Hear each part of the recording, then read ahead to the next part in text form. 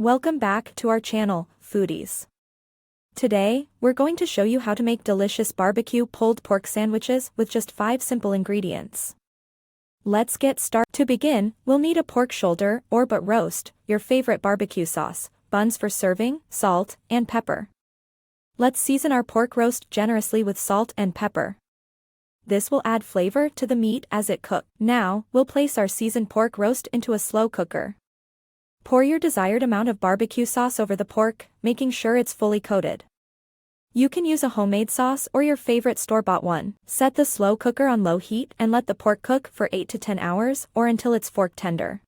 Once the pork is ready, carefully remove it from the slow cooker and place it on a cutting board. Use 2 forks to shred the meat. Take a fresh bun and load it up with a generous amount of tender pulled pork. For some extra flavor and crunch, you can add coleslaw on top of the pork.